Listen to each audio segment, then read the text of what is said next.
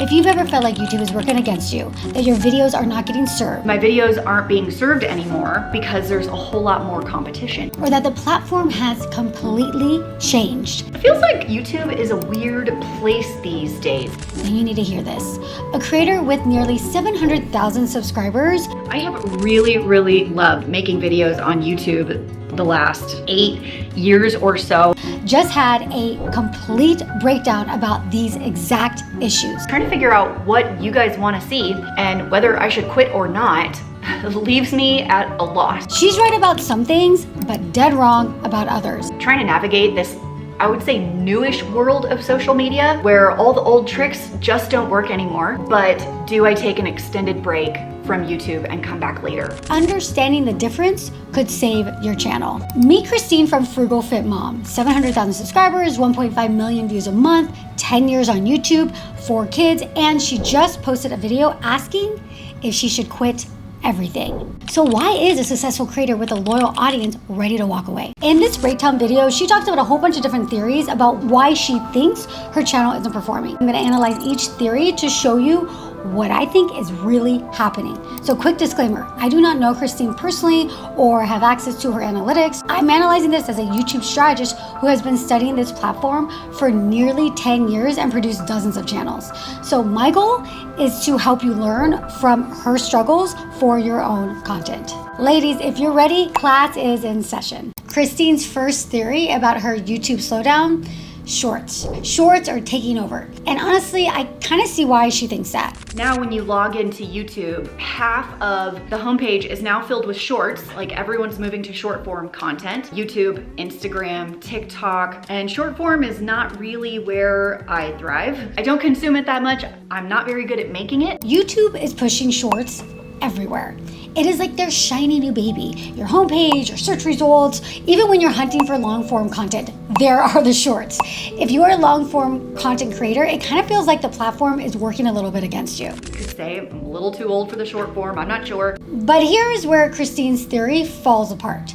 She's blaming shorts for losing views instead of asking the real question: are her viewers actually leaving her content for short form content? I believe that her specific audience, moms that are in their 30s or 40s or 50s, they still want that deep dive content that she's always made. They might scroll TikToks or shorts, but they're not replacing her grocery budget videos with these 15-second tips. But my instinct is telling me she probably has a pretty strong long form content audience. The shorts push is real and it's annoying, but is it killing her channel? I don't think so. YouTube makes most of its money from advertisers on long form content, not from their shorts. I mean, have you seen how much you get paid from shorts? It's like abysmal. It is not in their interest to kill their cash cow. And also, shorts and long form run on different algorithms for different audiences. They're super annoying, but I don't think they're the main problem here. Christine's second theory is YouTube is hiding her from her subscribers. And I hear this personally from a lot of my clients. And then the other half of the YouTube homepage is like the news, the sports, whatever politics is going on. And it feels like all the channels I subscribe to and all the things I go on to watch are not being fed to me anymore. Are you getting served videos of the people that you're subscribed to?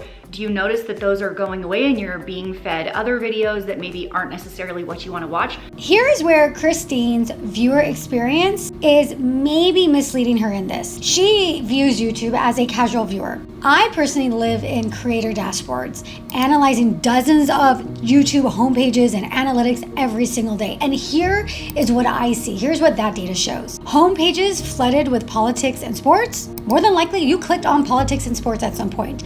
YouTube does not randomly decide that you need news. You trained it for that. Watch news clips, you get more of those news clips.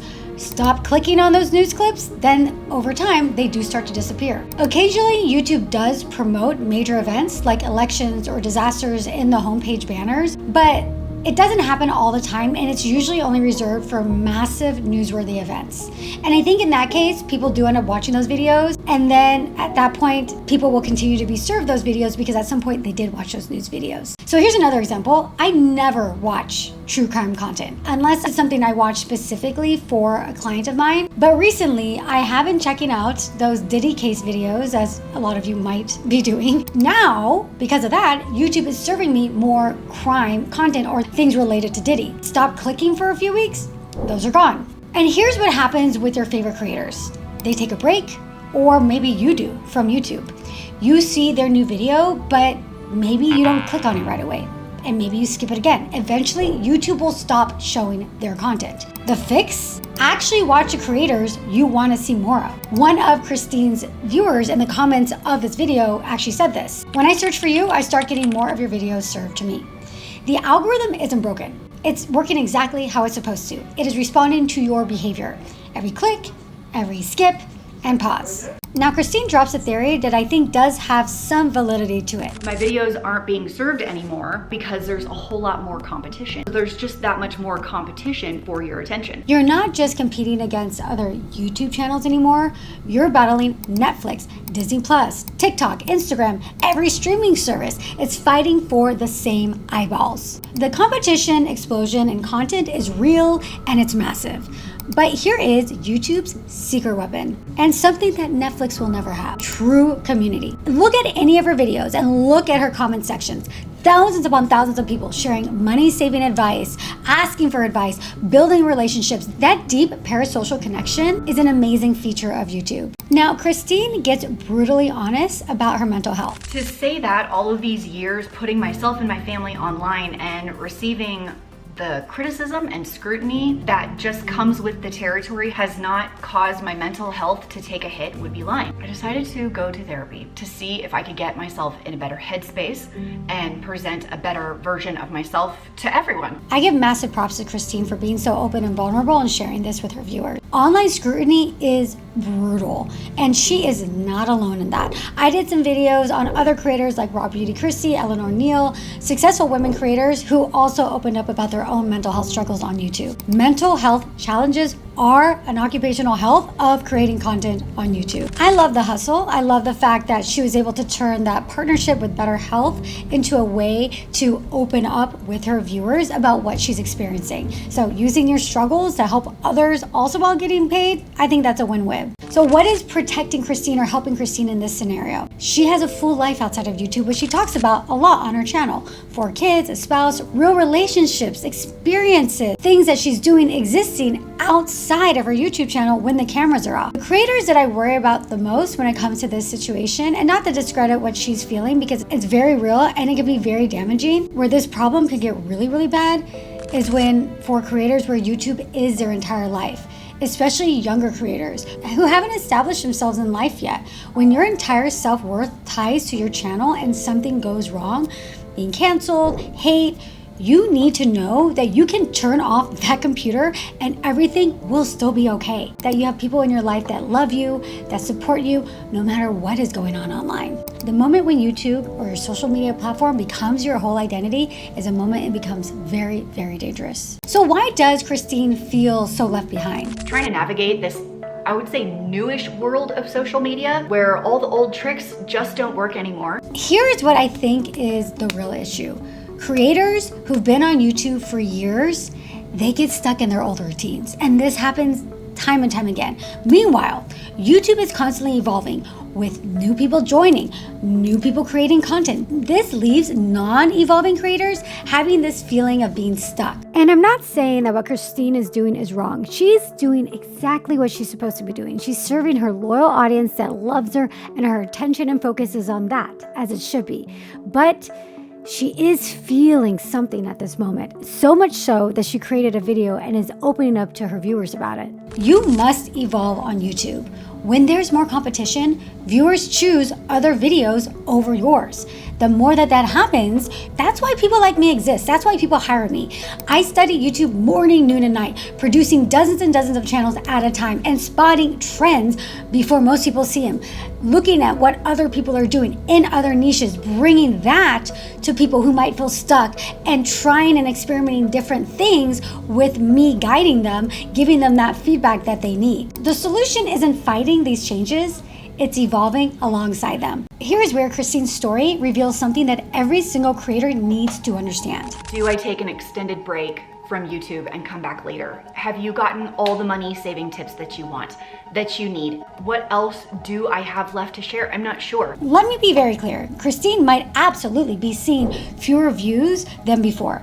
I don't have her full analytics to do a whole deep dive, but she could be used to hitting certain numbers when she uploads her video in the first 24 or 48 hours of an upload, and then now watching that slip. That frustration is very real and it's very valid. The pattern that I see, and it's a pattern that I see with a lot of creators like Christine that have been at this for a while. She might be bored with herself and her content. And when creative fatigue hits, while views dip, and it could be a chicken or egg situation, but regardless, when those two things are happening simultaneously, that is when creators spiral. Instead of strategizing and looking at maybe a new business model or plan for the YouTube channel, they kind of grasp for different theories and explanations. It's shorts, it's the algorithm. The algorithm doesn't like me. It's hiding my viewers from my channel. There's way too much competition. And that's exactly what Christine is doing, creating these theories. But here's what I want to say. I think Christine really just needs like a deep dive analysis of what's going on in her niche and on YouTube in general and on other channels that might share a similar audience as she does. Who in her niche is still growing and why are they growing? Study those videos.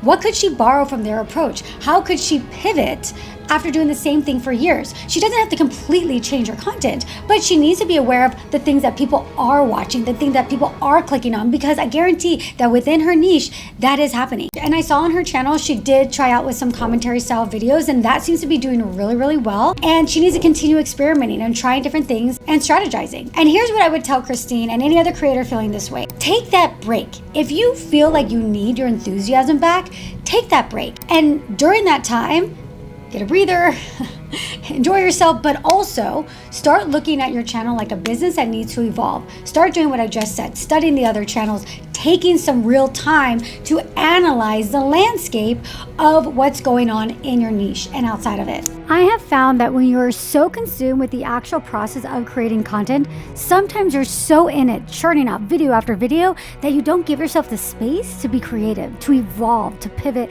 and to make the necessary changes. In Christine's case, some kind of break or scaling back temporarily might really serve her.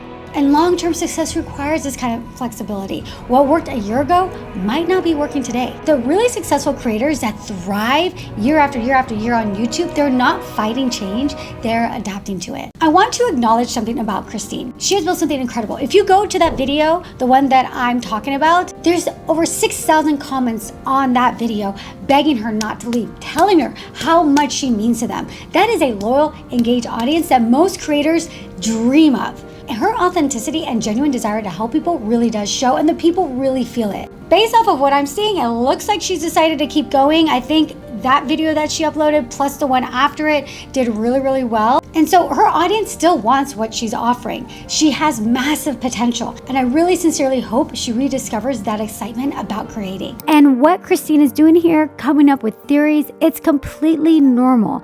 And what most creators do, because they're frustrated, and I understand their frustration. They want an answer. They want to figure it out because with all of her hard work, she's just feeling like something is off with her channel, and she's trying to figure it out.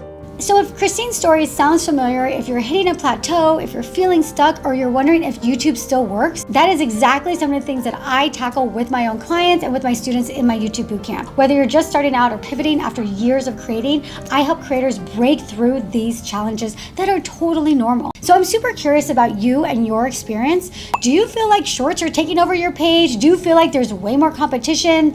Do you feel like your content isn't reaching your audience? Drop a comment, let me know, let's have a chat about it. And what is your biggest YouTube challenge right now? Here is what I know after coaching over 2,000 women creators for the last 8 years. The platform will always evolve. And the creators who succeed aren't waiting for YouTube to go back to how it was. They're evolving with it. There is still massive opportunity out there. We are still in the beginner stages of the creator economy. You just have to adapt and grow. The question isn't whether YouTube will change again, it's whether you will change with it. Up next, watch this video about another creator who started spiraling thinking that she did not fit in on YouTube, and the advice that I gave to her. Until next time, keep shining, keep creating, and most importantly, keep being you.